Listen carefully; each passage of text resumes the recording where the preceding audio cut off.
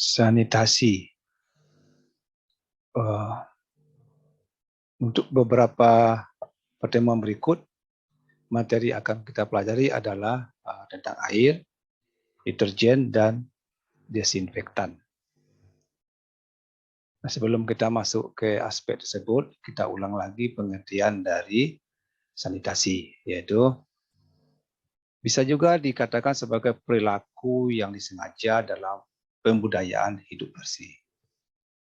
Tapi ada juga yang mengatakan segala upaya yang dilakukan untuk menjamin terwujudnya kondisi yang memenuhi persyaratan kesehatan. Dan yang ketiga, ada juga pendapat yang mengatakan bahwa sanitasi adalah usaha pemutusan mata rantai kuman dari sumber penularannya dan pengendalian lingkungan. Jadi pada intinya, sanitasi adalah gimana supaya kita sehat. Supaya sehat, maka hidup harus bersih, lingkungan harus dijaga, dan kita harus memutus rantai sumber-sumber kuman atau sumber-sumber penularannya.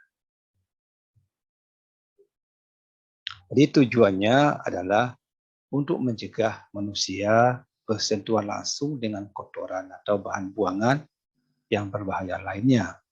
Tentu harapannya agar kita selalu dalam keadaan sehat. Ini kita lihat lingkungan ya, suatu tempat di Indonesia ini ya. Kehidupan orang sangat tergantung kepada sungai ini.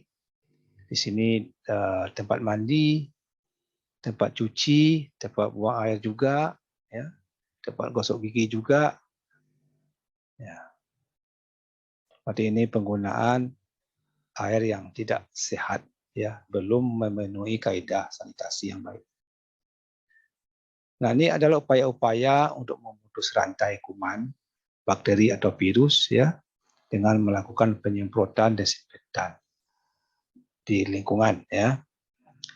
Nah, ini juga suatu usaha atau upaya dalam satu produksi, ya. Jadi harus menggunakan pakaian yang mencegah terjadinya penularan, ya, kontaminasi pada produk yang diolah. Nah, air yang digunakan seandainya belum memenuhi syarat, maka harus dilakukan pengolahan terlebih dahulu. Ya, tujuannya adalah supaya diperoleh air yang lebih baik kualitasnya. Nah, apa hubungan sanitasi dengan penyediaan air? Ya, jadi kesehatan. Ya, semua penyakit yang berhubungan dengan air sebenarnya berhubungan dengan pengumpulan atau pembuangan limbah yang tidak semestinya. Nah, untuk mengatasinya tentu tidak bisa secara parsial atau sektoral saja. Tentu harus secara menyeluruh, ya. Kedua, penggunaan air. Di mana kita menggunakan air secara hemat, efektif, ya. Misalnya toilet siram. Itu ternyata yang diperlukan, ya, sekitar 40% dari penggunaan air per hari. Cukup besar, ya. Nah, kalau diganti dengan toilet yang model baru, yang model duduk, itu bisa menghemat sampai 25%.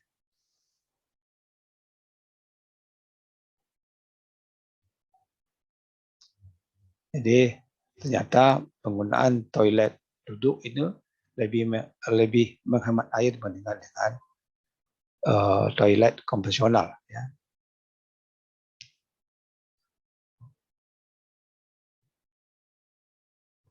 Di biaya pengumpulan, biaya pengolahan, dan pembuangan limbah itu akan selalu meningkat, ya, jika seandainya konsumsi juga meningkat.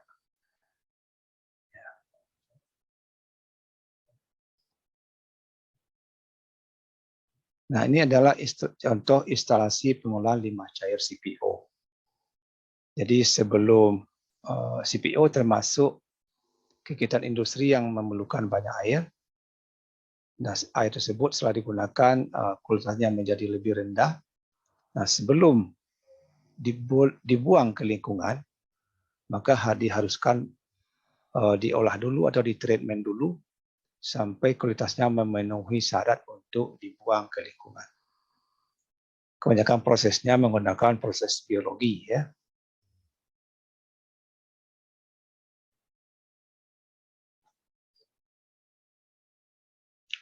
Penggunaan ulang air. Jadi kalau sumber daya air tidak mencukupi, sumber air bersih tidak mencukupi, tentu terpaksa menggunakan air yang tidak layak. Seperti limbah, ini sering kita lihat ya kalau terjadi musim kemarau, ya. Masyarakat menggunakan air yang tidak layak sebenarnya untuk dikonsumsi.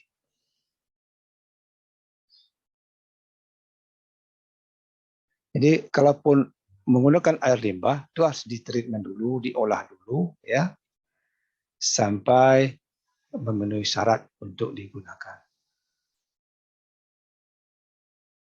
Nah, jika kebutuhan air meningkat,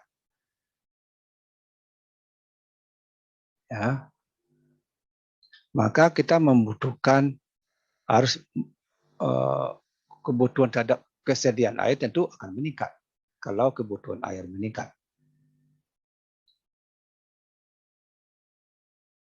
Nah, potensi penyediaannya bisa dari air yang bersih, tapi kalau tidak terpenuhi, bisa juga dari air yang kotor, yaitu air limbah.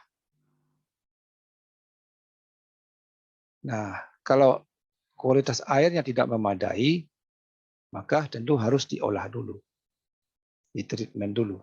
Jadi kalau seandainya tidak dilakukan pengolahan, ya tentu dapat merusak kesehatan atau merugikan kesehatan. Ini contohnya pengolahan air, ya, limbah oleh industri CPO. Ini kalau kita lihat, ini kolam ini sudah ditanam pohon, ya, tanaman sudah bisa tumbuh sini. Biasanya juga dimasukkan ikan, ya.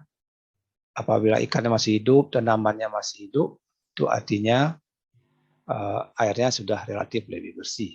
Tapi untuk kepastiannya tentu harus diukur dulu parameter-parameter yang diperlukan untuk itu